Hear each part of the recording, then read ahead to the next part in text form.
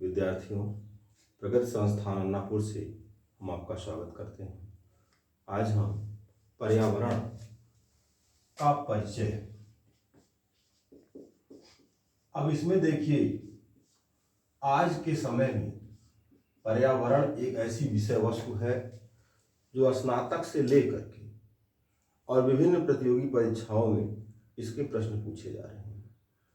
सब मिला जुला करके प्रश्न वही रहते हैं।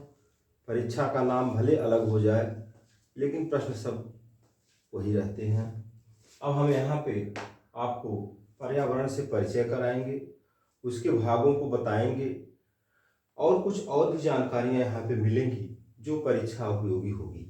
देखिए, अब जैसे सामान्य रूप से परिधन आवरण आप जानते हैं, उसका कोई बहुत मतलब नहीं है।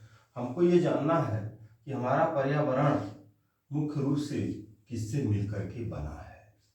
तो इसमें 3 तत्वों की बात होगी। पहला जैविक।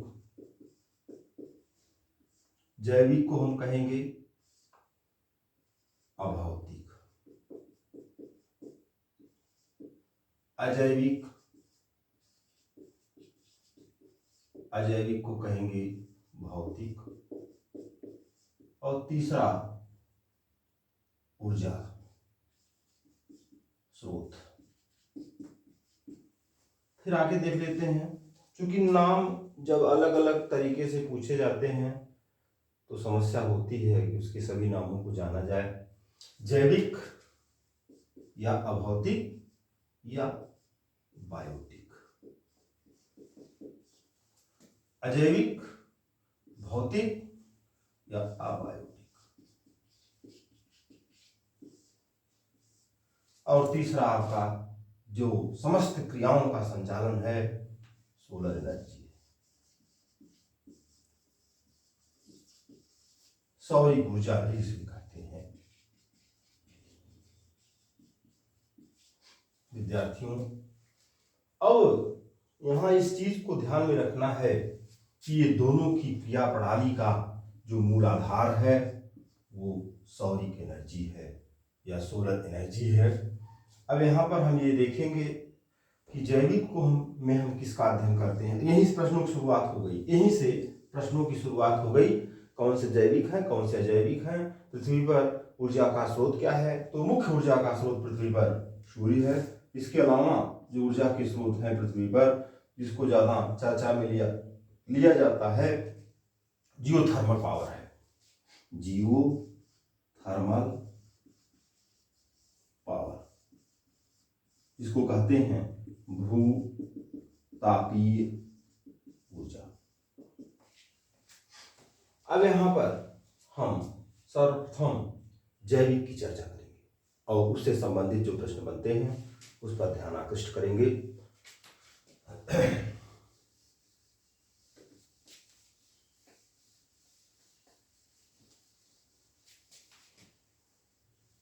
जैविक, बायोटिक, जैविक या अभौतिक। यहां देखिए, इस पृथ्वी पर सर्वप्रथम हम बात लेंगे उत्पादक, दूसरा प्रथम श्रेणी उपभोक्ता, प्रथम श्रेणी उपभोक्ता जिसको कहते हैं शाकाहारी। अगला है द्वितीय श्रेणी उपभोक्ता, जो मांसाहारी। फिर अगला आपका हो जाएगा प्रथम श्रेणी, द्वितीय श्रेणी, तृतीय श्रेणी।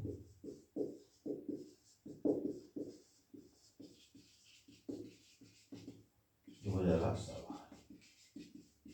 अब यहाँ एक चीज और ध्यान देने योग्य बातें हैं। शाकाहारी में आपका नाम पूछा जाएगा तो आप बताएंगे, मांसाहारी में नाम पूछा जाएगा तो बताएंगे, सर्वाहारी में नाम पूछा जाएगा तो बताएंगे। इसमें बकरी बताएंगे, गाय बताएंगे, मांसाहारी जंतुओं को आप जान ही रहे हैं, सर्वाहारी मनुष्य को बताएंगे। तो एक चीज यहाँ पे और है कि शाकाहारी, मांसाहारी, सर्वाहारी उत्पादक में सिर्फ पेड़ पौधे, हरे पेड़ पौधे को इसमें सम्मिलित करेंगे। उत्पादक में सिर्फ हरे पेड़ पौधे ही आते हैं। अब यहाँ पर एक क्वेश्चन और बनता है, पोषण स्तर पूछा जाता है कि निम्नलिखित में पोषण स्तर 1 पे कौन आता है, पोषण स्तर 2 पे कौन आता है, पोषण स्तर 3 पे कौन आता है। तो ये उत्पादक जो है, ये पोषण स्तर 1 इसको कहते हैं, पोषण स्तर 2 इसको कहते हैं, पोषण स्तर 3 इसको कहते हैं, पोषण स्तर 4। अब आपसे कभी भी ये पूछा जाए कि पोषण स्तर 1 में किसको सम्मिलित किया जाता है, तो अगर उसमें पौधा या पेड़ पौधे प्रजाति का कोई ऑप्शन होगा उसको सही करेंगे। पोषण स्तर 2 को अगर टच करना है तो शाकाहारी अगर उसमें ऑप्शन में कोई होगा तो उसको आप देखेंगे। पोषण स्तर 3 पे आप ध्यान देंगे कि मांसाहारी हो तब उसको छुएंगे। पोषण स्तर 4 अगर है तो उसमें हम सर्वाहारी को टच करेंगे। तो इस तरह से देखिए आपका जो प्रश्न बना 1 2 3 4 5 6 7 8 9 10 11 12 क्वेश्चन इसमें हो गए और वही पलटावी प्रश्न की तरह प्रश्न पूछे जाते हैं। अब यहाँ एक चीज और ध्यान देने योग्य बात यह है कि एक अंत में है जो सभी को मिट्टी में मिला देता है, जिसे कहते हैं वो सबको मिट्टी में मिला देगा, जिसको कहेंगे वियोजक। या इसी को कहते हैं प्रकृति का सफाई कर्मी या प्रकृति का अपमार्जक। इन सबको मिट्टी में मिलाने का काम करते हैं, उनको अपमार्जक कहते हैं। लेकिन मुख्य रूप से जो श्रेणी बनेगी उपभोक्ताओं की वो 3 है, पोषण की 4 है। तो इस तरह से एक सामान्य सा परिचय आपने यहाँ पे देखा जैविक के संबंध में। अब आगे बढ़ते हैं, अजैविक के संबंध में देखते हैं।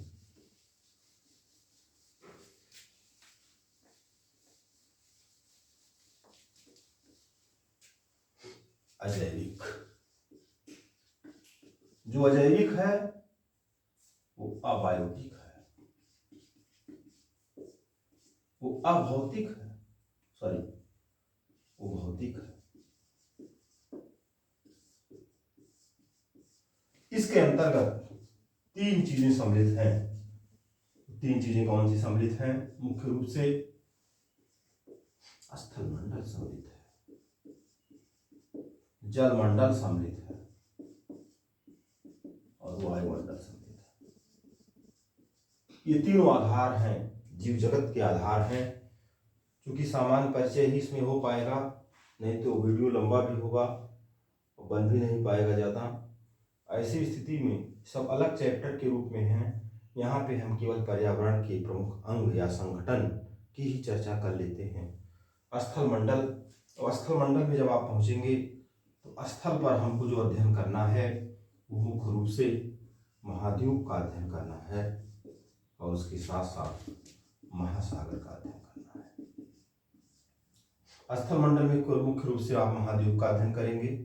जल मंडल में महासागर आ ही जाएगा, महासागर, सागर पारिस्थितिक तंत्र, तालाब पारिस्थितिक तंत्र, नदी पारिस्थितिक तंत्र, झील पारिस्थितिक तंत्र, इन सब का अध्ययन होगा।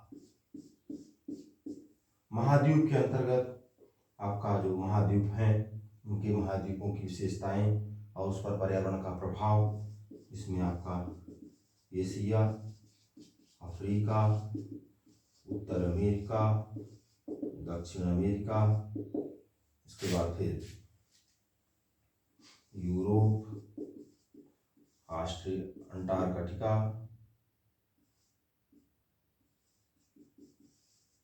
ऑस्ट्रेलिया, 1 2 3 4 5 6 7। एशिया, अफ्रीका, उत्तरी अमेरिका, दक्षिणी अमेरिका, यूरोप, अंटार्कटिका, ऑस्ट्रेलिया। अब महासागर में भी 5 महासागरों का अध्ययन होगा। सागर तमाम हैं, सीमांत सागर हैं, सागरों के किनारे खाड़ियाँ हैं, झीलें हैं, झीलों के कई टाइप हैं, नदियों से बनी स्थलाकृति है, तालाब का पारिस्थितिक तंत्र है। इन सब का अध्ययन का विषय वस्तु प्रमुख है। जब आप वायुमंडल का अध्ययन करेंगे तो उस वायुमंडल के अंतर्गत जो अध्ययन बनता है वो उसके नीचे से चल करके और ऊपर तक 1600 किलोमीटर तक लगभग वायुमंडल माना गया है। अब इस वायुमंडल में ट्रोपोस्फियर उसको कहते हैं, हिंदी में देखते हैं क्षोभमंडल, समताप मंडल, मध्य मंडल, आयन मंडल, वायुमंडल। क्षोभमंडल, समताप मंडल, मध्य मंडल, आयन मंडल, वायुमंडल। इसको आप कहेंगे troposphere, stratosphere, mesosphere, ionosphere, exosphere. अब इसकी जो ऊपरी सीमा है ट्रोपोपाज, स्ट्रेटोपाज, मेसोपाज, इसका अध्ययन हम करेंगे। तो ये आपका बायोटिक हो गया और अबायोटिक हो गया। और तीसरा पॉइंट यहाँ पे बचता है जो इसका एक संघटक है, सोलर एनर्जी। सोलर एनर्जी के अंतर्गत सूर्य का अध्ययन सौरमंडल का एक विषय वस्तु है।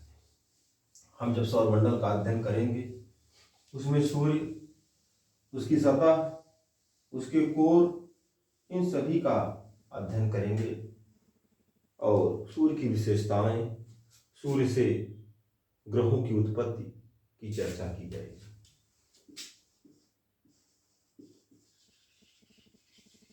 लेकिन ये सोलर एनर्जी जैविक और अजैविक के लिए एक आधार है, एक महत्वपूर्ण विषय वस्तु है, जिससे संपूर्ण जगत, चाहे वो जैविक की क्रिया हो चाहे अजैविक की क्रिया हो, संपन्न होती है।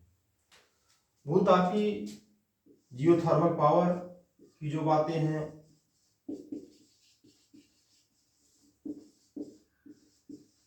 जियोथर्मल पावर, भूतापी ऊर्जा, आप ये जानते होंगे कि पृथ्वी के नीचे 32 मीटर जाने पर 1 अंश सेंटीग्रेड तापमान में वृद्धि हो जाती है, जबकि क्षोभमंडल में 165 मीटर की ऊंचाई पर जाने पर 1 अंश सेंटीग्रेड तापमान में कमी हो जाती है।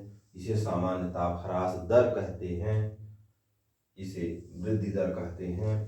लेकिन अब ये समान दर से इस तरह नहीं होगा, ये भी समान दर से वहां तक नहीं होगा, लेकिन तब भी ये बढ़ोतरी जो होती है ये महत्वपूर्ण है और इसी से पृथ्वी के अंदर से भूतापी ऊर्जा पैदा की जाती है। हिमाचल प्रदेश में इसका संस्थान लगाया जा रहा है और भी इस पर शोध चल रहा है।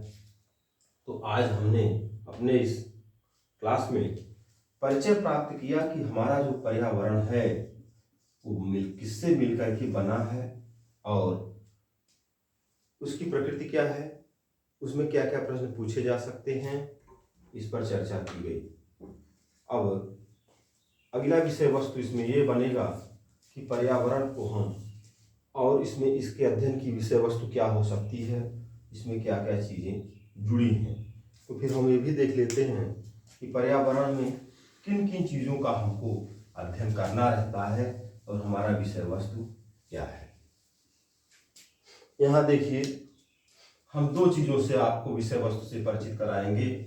विषय वस्तु में 2 चीज़ें हैं, एक क्षेत्र केवल पर्यावरण का है,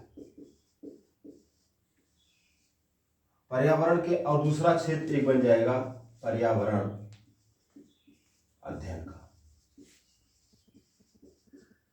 एवं शिक्षण शास्त्र का।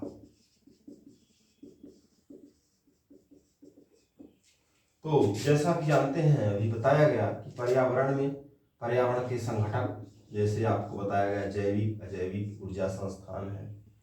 इसके बाद इसमें पारिस्थितिकी क्या है उस पर चर्चा हो जाएगी। पारिस्थितिकी के बाद में पारिस्थितिक तंत्र शब्द है, उसको पर चर्चा होगी। इस अध्ययन की विषय वस्तु। इसके बाद फिर आगे आप बढ़ेंगे तो अगला शब्द है भू जैव रासायनिक चक्र। इसे कहते हैं जियोथर्मल, वो जियोकेमिकल साइकिल, जियोकेमिकल साइकिल पर चर्चा होगी। इसके बाद फिर यहाँ पे एक शब्द है जीवमंडल। जीवमंडल क्या है?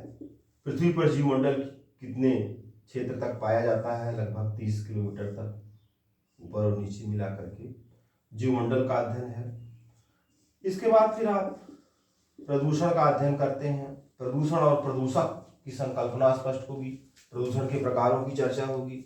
विभिन्न प्रदूषकों की का गहराई से अध्ययन किया जाएगा। तमाम तरह की पर्यावरण संस्थाएं हैं जो अपना कार्य कर रही हैं, उस पर अध्ययन है। तमाम तरह के आयोजन पर्यावरण से संबंधित होते हैं, उस पर अध्ययन है। और वर्तमान में जो सामान्य ज्ञान से संबंधित पर्यावरण के प्रश्न हैं, उस पर अध्ययन किया जाएगा। तो इस तरह से मुख्य रूप से मेन टॉपिक यहाँ पे आपका ये बनता है। संघटक ही अपने आप में महत्वपूर्ण हो जाता है। इसके बाद फिर पर्यावरण अध्ययन एवं शिक्षण शास्त्र के अंतर्गत आप ये जानते हैं जितने भी विषय सोशल से संबंधित हैं और जितने भी विषय साइंस वर्ग की हैं, उनका भी अध्ययन पर्यावरण का विषय वस्तु है। और शिक्षण शास्त्र के अंतर्गत हम पर्यावरण को किस तरह से विद्यार्थियों को बताएंगे, समझाएंगे, पढ़ाएंगे और उससे संबंधित प्रश्न परीक्षाओं में किस तरह पूछे जाते हैं, इस पर चर्चा आगे की जाएगी। आपको बहुत बहुत धन्यवाद इसको सुनने के लिए।